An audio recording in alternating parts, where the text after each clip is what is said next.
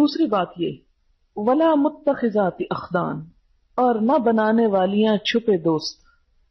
اس میں اسلام کا ایک بہت سنہرا اصول ہم سب عورتوں کو پتہ چلتا ہے۔ اسلام میں ایک عورت کی عزت و عصمت بڑی قیمتی چیز ہے۔ عورت کوئی بکاؤ مال نہیں یا دوسروں کے لیے صرف سامان لذت نہیں۔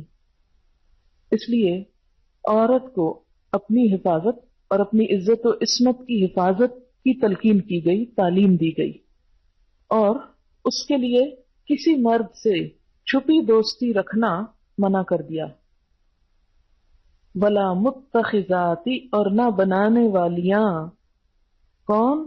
مسلمان عورتیں، اخدان، چھپے دوست۔ اور یہاں لونڈیوں کے لیے بھی بات ہو رہی ہے کہ لونڈیاں بھی کسی معاشرے کے اندر چھپی دوستی مت رکھیں، یا کوئی مرد چھپ چھپا کے ان سے تعلق نہ رکھیں۔ اگر ان سے تعلق رکھنا ہے تو انہیں قید نکاح میں لائیں یا ان سے تمتع کریں۔ تمتع ابھی میں سمجھاؤں گی، ابھی لونڈیوں پہ آتی ہیں تو پھر تمتع کا لفظ آ رہا ہے۔ تمتع ہوتا ہے نکاح کے بغیر غلام عورت سے جو اس کی ملکیت میں ہو اس سے جسمانی فائدہ حاصل کرنا۔ متاع سے ہی ہے نا فائدہ اٹھانا، تو تمتع فائدہ اٹھانا۔ اب یہ جو ہے ہم سب کے لیے اور تمام مسلمان لڑکیوں کے لیے، عورتوں کے لیے، اس میں ایک واضح حکم موجود ہے کہ کوئی لڑکی کسی لڑکے سے، کوئی عورت کسی مرد سے چھپی دوستی نہ رکھے، شادی کے بغیر کوئی تعلق نہ رکھے، خواہ آپ بھائی بنائیں یا آپ کوئی اور اس قسم کا تعلق۔ اور بوائے فرینڈ یا گرل فرینڈ کا کوئی تصور اسلام میں نہیں، نہ کسی مسٹریس کا، اس لیے کہ اس سے ایک عورت کی حرمت بھی پامال ہوتی اور اس کی ذمہ داریاں بھی متاثر ہوتی ہیں، اور معاشرے کے اندر بگاڑ پھیلتا ہے۔ یہ بات بھی دشمنی، بغض و عداوت اور فحاشی کے پھیلنے کا ذریعہ ہے۔ اگر آپ ایک ہفتے کی اخباریں اٹھا کر دیکھیں تو آپ کو پتا چلے گا کہ بہت سے قتل و غارت محض اس وجہ سے ہوتے ہیں کہ ایک لڑکی اپنے آشنا کے ساتھ دیکھی گئی۔ اس کے لیے آشنا کا لفظ ہمارے ہاں اردو اخباروں میں استعمال ہوتا ہے، چھپے دوست کے لیے، تو اس کو قتل کر دیا گیا یا دونوں کو مار دیا گیا یا لڑکی کو مار دیا گیا۔ تو یہ آپ دیکھیں کہ جیسے پیچھے بھی آیا نا کہ فاحشہ اور ساء سبیلا، ساء سبیلا میں یہ کہ بہت سی برائیاں اور ہلاکتیں اور تباہیاں پھیلنے کا ذریعہ ہے، خاندانوں کے اندر دشمنیاں پیدا ہونے کا ذریعہ ہے۔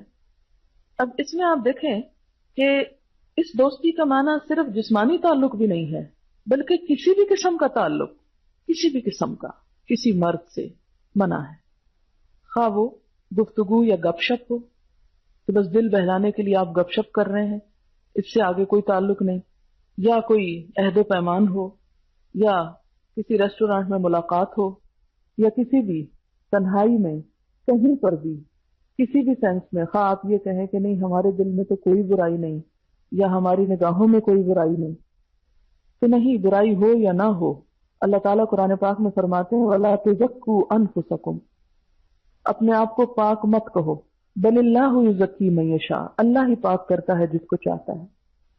اس لیے خواہ فون پر گفتگو ہو یا کسی بھی اعتبار سے کوئی ملاقات ہو، کوئی خط و کتابت ہو، کوئی لین دین ہو جس کے اندر کوئی بھی اپنائیت ہو، وہ درست نہیں، اسلام کی نگاہ میں وہ حرام ہے۔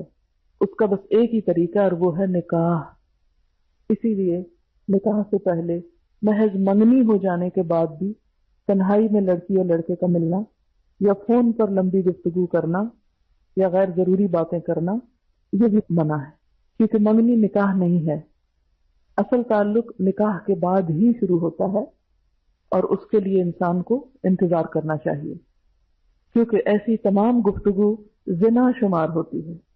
جیسے ایک حدیث میں آتا ہے کہ نگاہیں بھی زنا کرتی ہیں، کان بھی زنا کرتے ہیں، زبان بھی زنا کرتی ہے، تو اس کا زنا کیا بتایا گیا کہ زبان کا زنا کیا ہے؟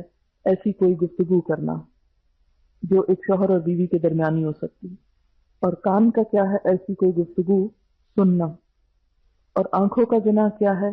کہ بغیر نکاح کے کسی مرد کو شہوانی نگاہ سے دیکھنا، ایک بری نگاہ سے دیکھنا. آپ دیکھیں کہ محض کسی مرد کو دیکھنے میں ممانعت نہیں ہے. مثلاً آپ بازار جاتے ہیں، کوئی چیز خرید و فروخت کر رہے ہیں اور ایک نارمل انداز میں آپ بات چیت کر رہے ہیں تو اس سے منع نہیں کیا گیا. قرآن پاک میں جو لفظ آتے ہیں وہ ہے یغضوا من ابصارہم، یغضضن من ابصارہم. من کا مطلب ہے باز، اپنی باز نگاہیں بچا کے رکھیں. اب وہ کوئی اور نہیں آپ کو بتا سکتا کہ آپ کی یہ نگاہ ٹھیک ہے یا غلط ہے، وہ آپ کا دل ہی آپ کو بتائے گا کہ آپ کیا کر رہے ہیں. تو یہ تمام چیزیں جو ہیں حرام میں آ جاتی ہیں. کسی مومن عورت کے لیے، کسی مسلمان لڑکی کے لیے اس کا ایمان اور تقوی اسے اجازت نہیں دیتا کہ ایسے کسی تعلق کو کسی بھی شکل میں باقی رکھے.